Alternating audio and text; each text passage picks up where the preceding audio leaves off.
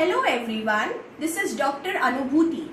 Today I will be talking about aphthous ulcers, also known as canker sores, जिनको commonly हम mouth ulcers या छाले के नाम से जानते हैं। कई बार हमारे मुंह में पेनफुल अल्सर्स हो जाते हैं। वो किसी भी रीजन ऑफ ओरल कैविटी में हो सकते हैं, जैसे कि चीक, लिप, टंग, तालू का पीछे का एरिया या फिर टंग के नीचे।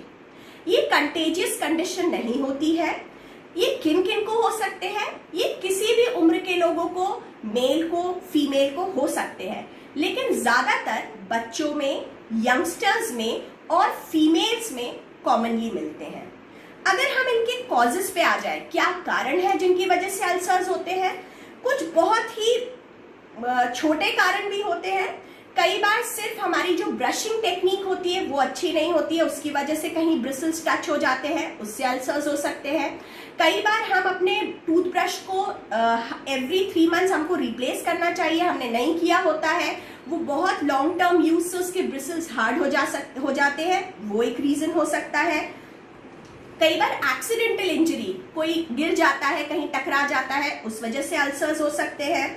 कई बार दांतों में कई शार्प कस्प होती हैं, वो भी ट्रॉमा का एक रीजन हो सकते हैं। फूड आइटम्स जो हम खाना खाते हैं, कई बार हम पापड़ खा रहे होते हैं और इधर उधर हमारा ध्यान बंटता है और कभी सॉफ्ट टिश्यू में लग जाता है। हमारा जो मुंह का जो म्यूकोजा होता है, जो बहुत ही सॉफ्ट होता है, उसमें कोई भी चीज अगर चुभ जाए तो बहुत जल्दी अल्सर हो सकता है।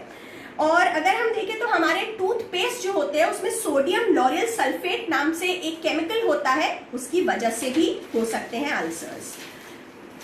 अगर हम और रीजंस देखें तो कई बार कुछ लोग जो होते हैं वो सेंसिटिव होते हैं किसी किसी चीज को। ऐसे ही फूड आइटम्स की भी सेंसिटिविटी होती है। कुछ लोगों को एग सूट नहीं करता, स्पाइसी फूड हो गया, कॉफी हो गई, वो उनको सूट नहीं करती, तो उस वजह से अल्सर्स हो सकते हैं। कई और कारण भी होते हैं, जैसे स्मोकिंग, हार्मोनल रीजंस होते हैं। कई बार किसी चीज की डेफिशिएंसी भी अल्सर्स कर सकती है, जैसे जिंक हो गया, आयरन हो गया, विटामिन B12 हो गया, इन चीजों की डेफिशिएंसी भी अल्सर्स कर सकती है।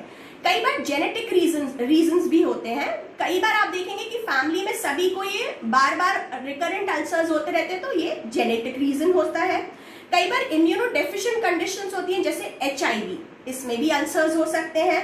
और कई सारी बीमारियां होती हैं, जैसे एक बीमारी का नाम है इन्फ्लेमेटरी बोवल डिजीज और सिलियाक डिजीज, इनमें भी अल्सर्स कॉमनली हमको मिलते हैं।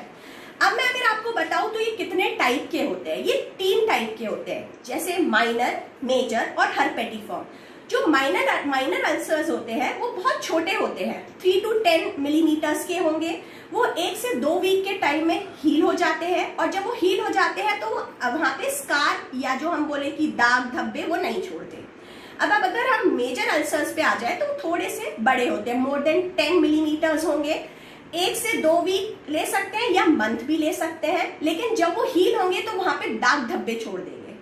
उसके बाद हम हर्पेटिफॉर्म अल्सर पे आ जाते हैं। हर्पेटिफॉर्म इनका नाम इसलिए क्योंकि ये एक वायरल डिजीज होती है, हर्पीज, ये उसको बहुत रिजेंबल करते हैं। ये बहुत सारे मल्टीपल छोटे छोटे अल्सर्स हो जाएंगे, मिलजुल के ये बड़े अल्सर्स बना सकते हैं, और ये हील हो जाते हैं 1 से 2 वीक में। अगर हम इनके साइंस और सिम्टम्स पे आए तो आपको बर्निंग सेंसेशन, जिसको हम जलन बोलते हैं, कई बार आपको झंझनाहट होगी, टिंगलिंग हो सकती है ना, पेन हो सकता है बात करने में, खाना खाने में, और आपको स्पीच में, इन सब चीजों में डिफिकल्टी हो सकती है। अब मान लीजिए ये सिंपल अल्सर्स है तो ये हील हो जाएंगे। अगर मान लीजिए ये कोई अंडरलाइन डिजीज, मतलब कोई और वजह से हो रहे हैं, तो हो सकता है फीवर मिले साथ में, और जो हमारे लिम्फ नोड्स होते हैं वो भी हो सकता है स्वोलन मिले। हो सकता है वेट लॉस हो इनके साथ, और यूरिनरी आउटपुट भी कम हो जाए अगर कोई अंडरलाइन डिजीज है इसके साथ। अगर हम इसके डायग्नोसिस पे आए तो देखिए क्या होता है, डे टू डे में थोड़े बहुत अल्सर्स होते हैं तो वो तो सभी पता लगा लेते हैं, लेकिन अगर मान लीजिए रिकरेंट अल्सर्स हो रहे हैं तो आप अपने क्लिनिशियन को, डेंटिस्ट को विजिट करेंगे, तो वो उनको देख के, उनकी क्लिनिकल अपीयरेंस पैटर्न देख के वो पता लगा पाते कि भाई आपको अल्सर्स हो रहे हैं। अब अगर हम इनके मैनेजमेंट पे आए तो देखिए, अगर जो भी अंडरलाइन कॉज है उसको हम हटा देंगे तो अल्सर्स वैसे ही खत्म हो जाएंगे। तो एवरी 3 मंथ्स आपको अपना टूथब्रश जो है उसको रिप्लेस करना चाहिए। आपका जो टूथपेस्ट है उसमें सोडियम लॉरेल सल्फेट नाम का अगर केमिकल है जो आपको परेशान कर रहा है, आपको वो रिप्लेस करके देखना चाहिए। लेकिन ज्यादातर जो अल्सर्स होते हैं ना, ये अपने आप ही हील हो जाते हैं। हम ये जो भी ट्रीटमेंट कर रहे हैं वो इसलिए कर रहे हैं कि ये जो पेन है उसमें हमारे को कमी आए। उसके अलावा हमारी जो टेक्निक है ब्रशिंग की वो बहुत जेंटल होनी चाहिए, कोई हमको रगड़ना नहीं है अपने दांतों को।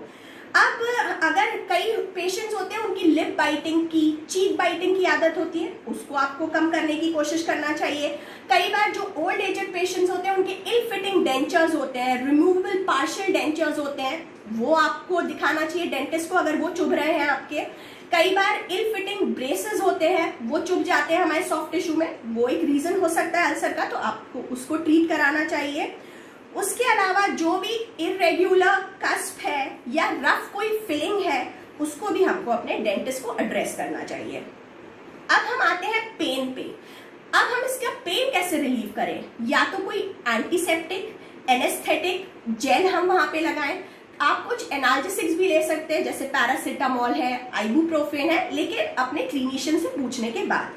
उसके अलावा जो क्लोरहेक्सिडीन माउथ वॉश है वो भी अपन यूज कर सकते हैं। क्या होता है, ये ओपन सर्फेसेस होते हैं, इसमें जब अपन खाना खाते हैं तो वो खाना वहां डिपॉजिट हो सकता है, लेकिन हमें होने नहीं देना, उसको बार बार रिंस करना है जिससे सेकेंडरी इन्फेक्शन ना हो।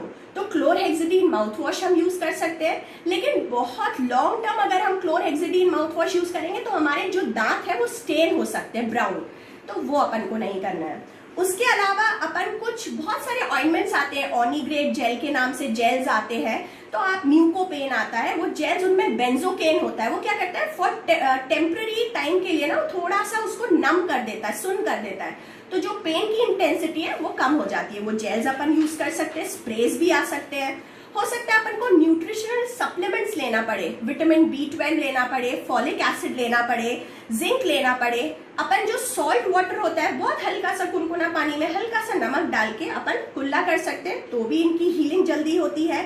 सबसे जरूरी 3 चीजें, 7 to 8 hours of sleep mandatory होती है फॉर ऑल द इंडिविजुअल्स। उसके अलावा हाइड्रेशन, हमारी बॉडी हमेशा हाइड्रेटेड होना चाहिए। और तीसरी चीज हैप्पीनेस, स्टे करेंगे अगर हम हैप्पी तो हमारा स्ट्रेस लेवल कम होगा और हम किसी भी बीमारी के लिए कम ससेप्टेबल होते हैं। अब ये भी हो सकता है कि कई बार हमारा बहुत मतलब अभी इसी समय पे जब भी हम अल्सर्स एक्सपीरियंस कर रहे हैं, हो सकता है उसी समय हमने कोई न्यू मेडिकेशन स्टार्ट किया हो, उसकी वजह से अगर हमें अल्सर्स होते हैं तो हमें अपने फिजिशियन से, क्लिनिशियन से जाके मिलना चाहिए कि भाई जब से मैंने ये मेडिसिन स्टार्ट किया उसी समय से मैं ये अल्सर्स एक्सपीरियंस कर रहा हूँ, तो आपका जो फिजिशियन है वो उसको मेडिसिन को चेंज करेगा। हो सकता है वो मेडिसिन आपको सूट नहीं कर रहा है। अगर मान लीजिए कोई भी इरिटेंट फूड में होगा, जैसे मान लीजिए स्पाइसी फूड होगा या सिट्रस फूड होगा, सार फूड होगा, तो वो अल्सर्स को फर्दर इरिटेट करेगा। तो अपन को कैसा फूड खाना है, कम सॉल्टी हो और ब्लेंड फूड हो और सॉफ्ट फूड हो, अपन को वही च्यू करना चाहिए। बार बार हमें ओरल कैविटी को रिंस करते रहना चाहिए जिससे कि सेकेंडरी इन्फेक्शन के चांसेस खत्म हो जाए। अगर हम आगे देखें तो अगर मान लीजिए 1 वीक, 2 वीक, 1 महीना आपको लगता है कि ये अल्सर्स रिकरेंट हो रहे हैं और इतना करने के बाद भी ये हील नहीं हो रहे हैं, तो हो सकता है कोई अंडरलाइन डिजीज हो। जैसे मैंने बताया HIV है, एक ये इम्यूनोडेफिशिएंट कंडीशन है, बॉवल इन्फ्लेमेटरी बॉवल जो डिजीज है, सीलियाक डिजीज है, हो सकता है इसका कोई ना कोई अंडरलाइन रीजन हो जो हम पकड़ नहीं पा रहे हैं। तो you should visit your dentist और your physician at the priority.